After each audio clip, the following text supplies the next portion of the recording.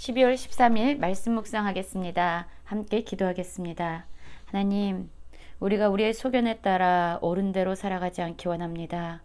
하나님 말씀하실 때에 그 말씀을 겸손히 듣고 말씀을 기준으로 살아가는 겸손한 주의 백성 되게 하여 주시옵소서. 예수님 이름으로 기도했습니다. 아멘. 오늘의 말씀은 사사기 21장 1절부터 12절까지의 말씀입니다. 말씀을 함께 살펴보시기 전에 개인적으로 말씀을 꼭 읽으시고 묵상하는 시간 가지시기 바랍니다. 21장 1절입니다. 이스라엘 사람들이 미스바에서 맹세하여 이르기를 우리 중에 누구든지 딸을 베냐민 사람에게 아내로 주지 아니하리라 하였더라.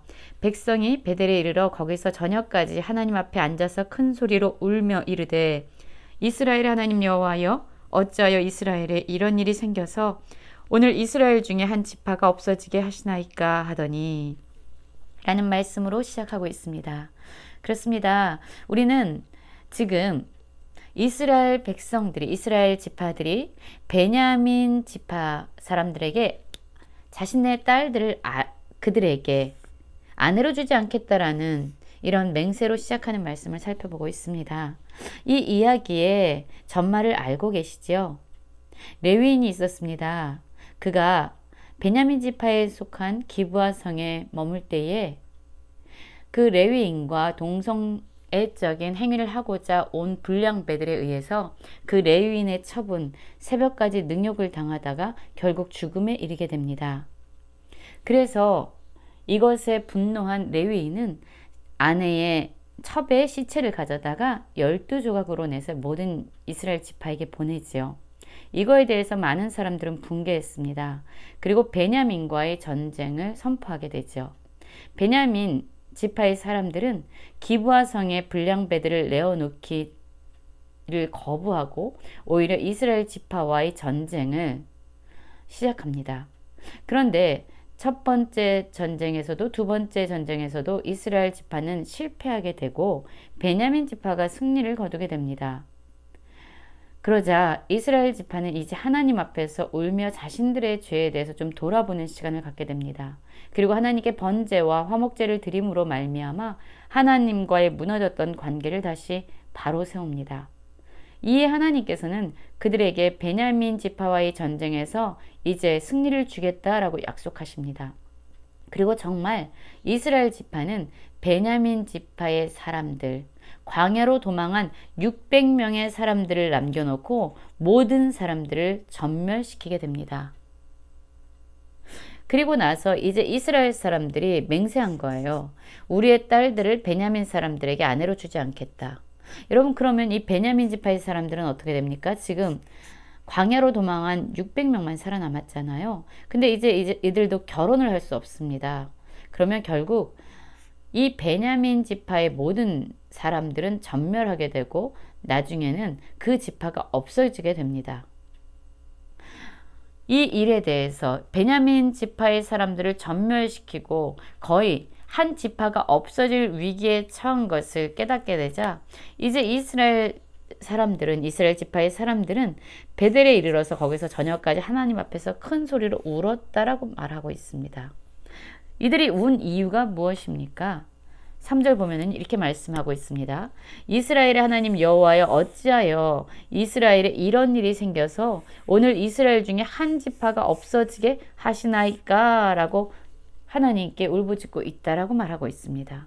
여러분 한번 생각해 보십시오. 이 이스라엘 지파의 사람들이 베냐민 지파와 전쟁하기로 결정한 것도 사실 이들이 하나님의 말씀에 순종한 것이 아니라 그들이 결정한 인간의 의견과 방책에 의해서 내린 결정이었습니다. 그들은 자신들 안에 있는 죄는 보지 못하고 베냐민 지파의 죄를 망령되고 악한 일이다 라고 생각하면서 이들을 정죄했고 이들과의 전쟁을 선포했습니다. 다만 그 모든 것을 다 계획한 것도 이스라엘 지파였고요. 누가 먼저 저들과 전쟁을 합니까? 라고 물어보는 형식적으로 하나님 앞에서 물을 뿐이었죠. 첫 번째 전쟁에서도 두 번째 전쟁에서도 그들은 실패했지만 마침내 베냐민 지파를 쳐서 승리를 거두게 됩니다. 그런데 이들은 훨씬 더 잔혹하게 베냐민 지파의 모든 사람들을 전멸시키는 위기까지로 간 겁니다. 그것은 하나님의 명령이 아니라 그들의 분노의 감정에 사로잡혀서 행한 그들의 또 다른 죄의 모습이었습니다.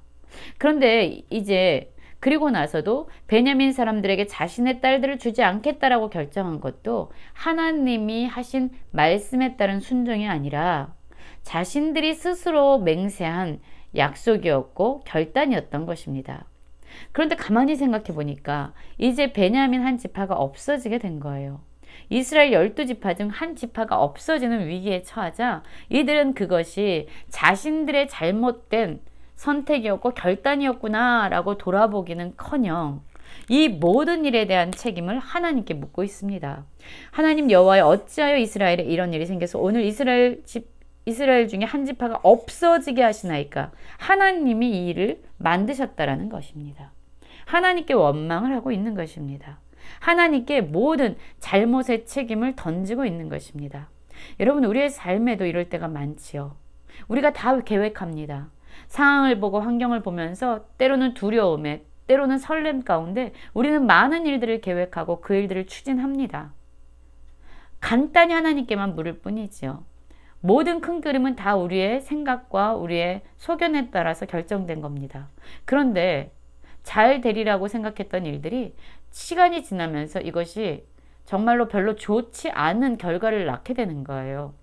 그러면 우리는 내가 그때 하나님께 묻지 않았구나 라는 것을 돌아보기보다는 하나님 도대체 왜 이러십니까? 하나님 어떻게 이런 일이 일어나도록 하십니까? 라고 그 모든 책임을 하나님께 돌릴 때가 많지요. 여러분, 우리는 하나님께서 말씀하시는 것에 대해서 순종하면서 나아가야 합니다. 그런데 실상 우리의 주인이 되시고 우리의 삶의 왕이 되신다라고 하나님을 말은 하고 있지만 그분의 말씀을 듣지도 않고 우리는 모든 삶의 계획을 다 우리가 세워놓고 또한 그 일을 추진하고 있습니다. 일이 되지 않을 때만, 상황이 나빠질 때만 우리는 비로소 하나님을 기억해내고 하나님께 원망과 불평을 쏟아내고 있지는 않는지 우리의 삶을 돌아보기 원합니다. 그래서 이제 이스라엘 이 사람들이요, 그 다음날 이튿날에 거기서 한 제단을 쌓고 하나님께 번제와 화목제를 드리긴 했습니다. 근데 이들이 또 이제 방책을 생각해내야 되잖아요. 아니, 한 지파가 없어지는 위기가 생긴 거예요. 이 한 지파가 없어지는 위기는 하나님이 마련한 것이 아니라 그들의 잘못된 맹세와 그들의 결단의 결과였습니다. 이제 또한 이것을 해결해야 되는 거예요. 다시 베냐민 지파를 살려내야 되는 겁니다. 이들이 하는 것은 어떤 계획이 또 나올까요?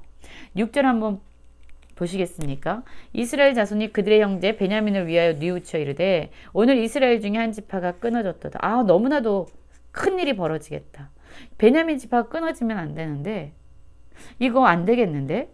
또 계획이 필요한 겁니다. 어떻게 하면 우리가 그들에게 아내를 얻게 해서 그 지파를 유지시킬까? 라고 말합니다. 그런데 생각해 보니까 자신들은 하나님 앞에 맹세했거든요. 우리 딸은 그들의 아내로 주지 않기로 했거든요. 이 말은 지켜야 되는 거예요. 하나님의 말씀을 지킬 생각은 없지만 자기들이 스스로 자신의 생각 가운데서 나온 스스로의 맹세에 대해서는 또한 지켜야 되는 겁니다. 여러분, 얼마나 이들의 행위가 어리석습니까? 하나님의 말씀을 지키는 것이 아니라 자신들의 소견에 따라 나왔던 결정과 맹세에 대해서 또한 무모하게 목숨을 걸므로 말미암아 이들은 또 다른 죄를 양산하고 있습니다. 이제 이들의 생각은 이것입니다. 그때 베냐민 지파를 치려고 우리 온 지파가 총회로 모였을 때 그때 함께하지 않은 자들이 있다. 그들이 누구냐? 가만히 보니까 야베스 길르앗에서 한 사람도 총회에 참석하지 않았다. 그 주민이 백성을 계수할 때 한 명도 없었다.